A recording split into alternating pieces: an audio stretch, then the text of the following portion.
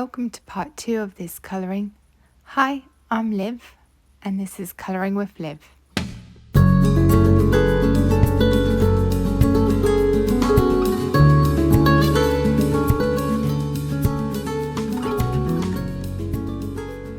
So I coloured this gold frame with Polychromos and used these two colours as a base, and then these three for the middle part, and finally these two for the top layer.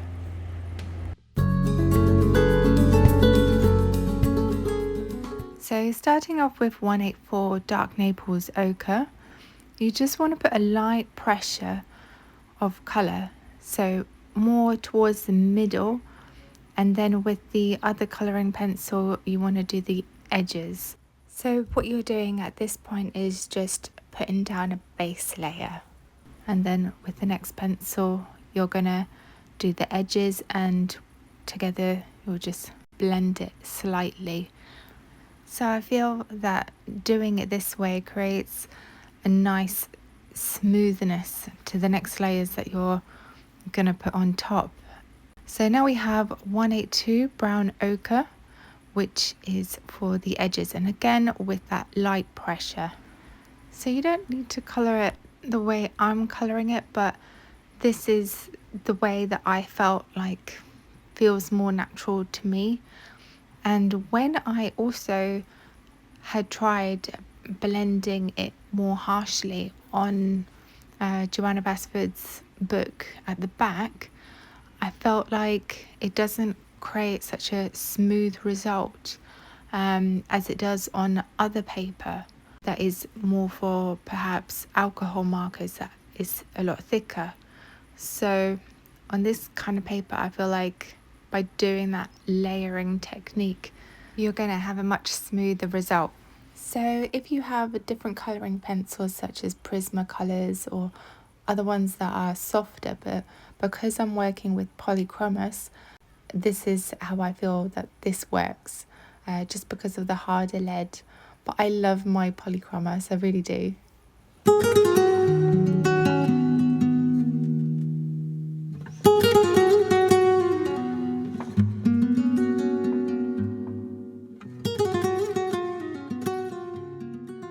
So now that you filled out the edges, you just want to go back in with 184 Dark Naples Ochre and just go over the bit between where it blends, so more towards the edge, and avoid the middle part because we're going to add some white or a lighter yellow to the middle part. So slowly you'll begin to see more of a shape taking place where it looks more like a frame.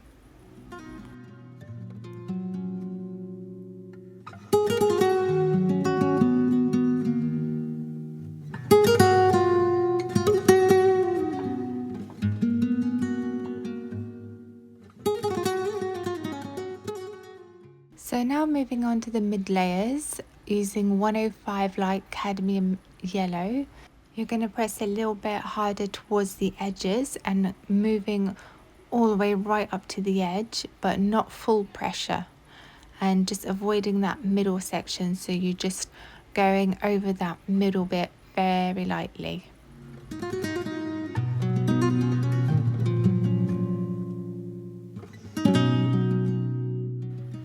So again with light to medium pressure, you want to add a bit of white. So you're just kind of focusing on a line in the middle, and you're just blending out the bits around that line in the middle. So a slightly stronger pressure in the middle and then lighten it out. And then we're going over with the 105 light cadmium yellow, and again with light pressure you just want to fill out and make sure everything blends nicely. So you're just kind of going over the top of that white midsection, and then with number 268 green gold you want to fill out the edges, so adding a little bit more pressure this time and just trying to work more of that frame shape. So you're just putting more pressure right towards the edge and then blending that out slightly.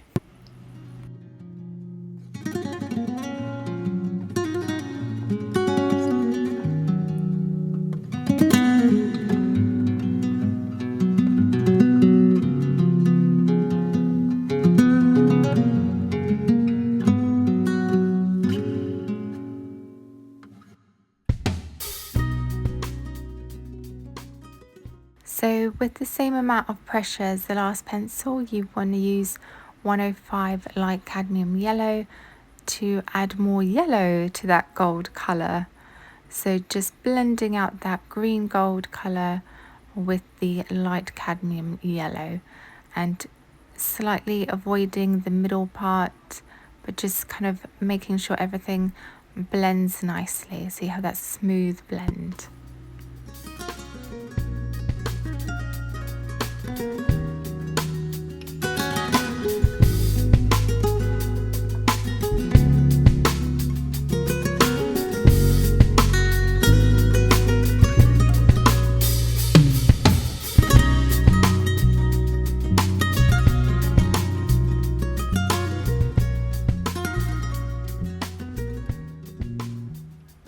And now for our final layers of 107 cadmium yellow. You can now press harder, but I was still adding a light pressure and just adding that layer on because I wasn't quite too sure if I was ready to press very hard at this point, but they are the final layers. So it was almost like I was still making space on the tooth of the paper for that darker pencil that I'll use on the corners for more of the shadow to create more of the shape of the frame.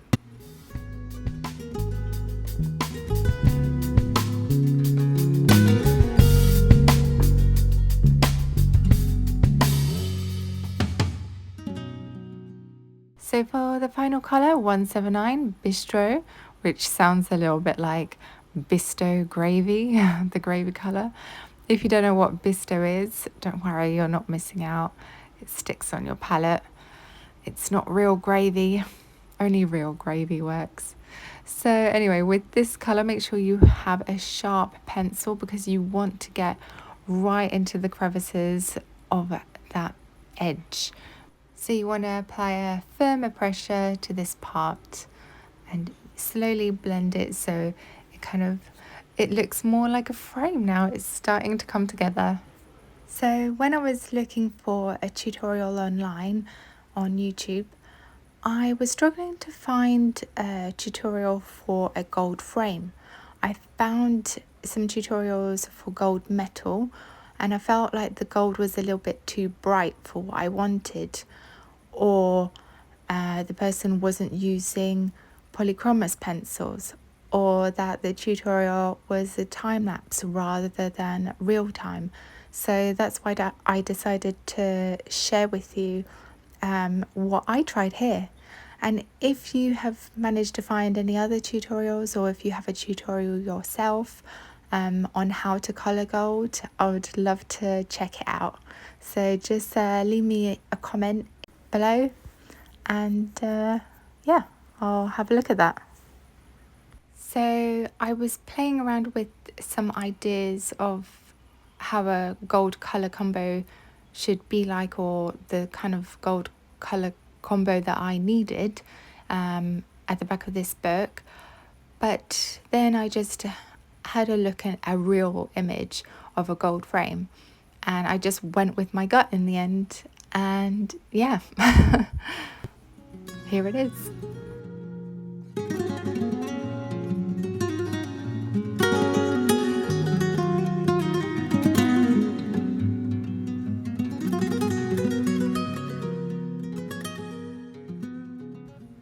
So I didn't want to burnish with the white because I felt like I didn't have enough yellow on the gold frame just yet. So that's when I went in with my light cadmium yellow in 105 just to go over that middle part to bring out a little bit more of that gold tone of the frame. So at this point I'm going a little bit back and forth because I'm still learning at the end of the day. So I'm just trying to make sure that I've got that colour right, and I don't want to add too much pressure because once you burnish that tooth of the paper completely, you can't go back. So that's what I was trying to do here, just lightly applying those layers and going back and forth. So with 268 green gold, I'm just trying to give it a little bit more dimension now because I felt like it looked a little bit flat still, and I just want to give it a bit more shading between the edge and the middle. And because I have those layers down underneath, it's a lot easier to blend at this point. So if you figured out how to blend without all these extra steps, I would love to hear about it. For the final colour, 179 Bistro, we're just going in right to the edge, so applying more pressure. So we're going right into the crevices to really make that page pop so that we can see more of that frame shape coming out. So if you've stuck around up until this point of the video, thank you very much. I hope you can give this a like and subscribe. So the first part of this video is in real time, and then afterwards, once I go into that middle bit of the triangle of that frame where I go darker with some browns to make a contrast between that frame, that will actually be as a time lapse, as well as going through the background where I add my watercolour pencils.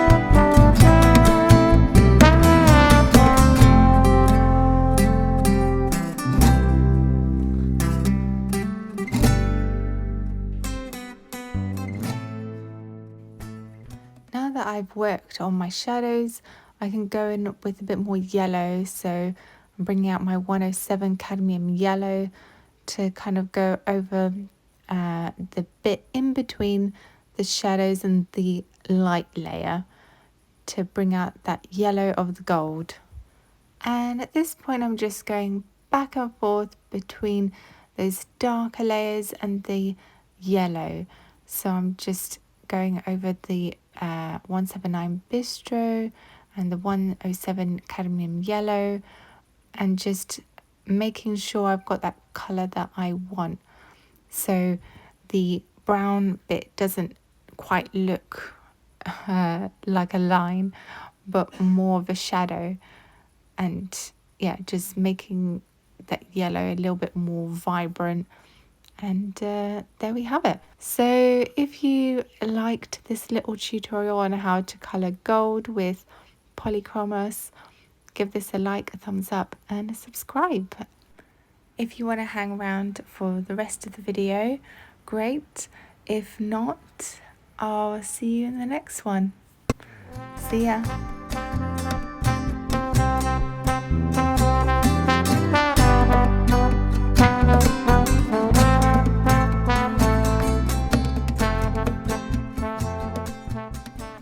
If you're still here, thanks for sticking around.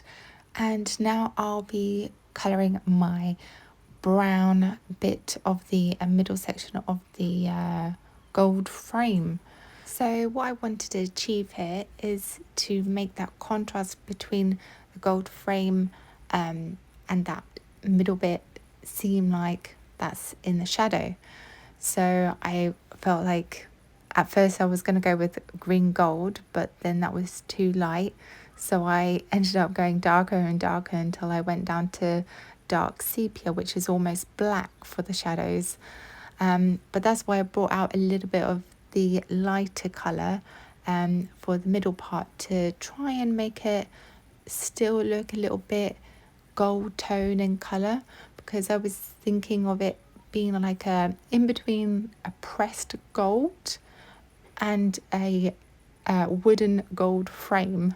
So it was difficult to see what this corner is actually supposed to be in real life. And I'm not sure how, I'm not too happy with how the brown looks with the rest of the colourful page. But I wanted to do a gold metallic bit for the corners, and this is just how it turned out. But what I was happy with was the contrast where I added this gold leaf effect, and so it came out looking like a shiny bit of gold pressed in there. So now that I've got the corners figured out on how to do that part, I wasn't too sure of how to do the background. Should I leave it blank? Should I colour in the flowers? How should I go over it with colouring pencils? So I posted my picture on Facebook on Johanna Basford's Colouring Galore, and I had a couple of answers saying that I should go in with blue teal for the flowers. And then when I had another look at it, I thought that maybe I'll stick with watercolour for the background, and I'll go over with my watercolour pencils because I'm using those colours, and I just thought I'll go in with that same colour pattern and kind of where it's just following the same colours. So where it's lighter, go on with those lighter colours, and where it's darker, go on with those darker blues. So I chose my watercolour pencils for the background for the flowers, not only just to take advantage of the watercolour pencils, but also because I felt like when you use colouring pencils, it makes that particular bit pop a little bit more. And I wanted the moth to be the main focus of the page. So I'm really happy at how this has turned out. Just like using any kind of watercolour product, sometimes the magic is in the second layer. So yeah, I think that looks good. I'm not too sure whether to add another layer of watercolour or whether to go over it in coloured pencils or just to leave it as it is. If you have any feedback on what you would do, let me know. So the bottom half of the page was quite easy to do, but then towards the top where I was doing the flowers, you had the light source kind of coming from below and above. So that part proved to be a little bit more difficult on what colours to choose, but I just tried to follow that kind of circle of colour that I did and try to stick to that as much as I could. So now that's all done. All I have to do is the finishing touches. So if you're interested in colouring along with this page, this is the Moth page in Worlds of Wonder by Johanna Basford. So make sure to watch part 1 of this video before this video. This is part 2. And I'll see you in the next one. Take care, guys. Thanks for watching. Bye.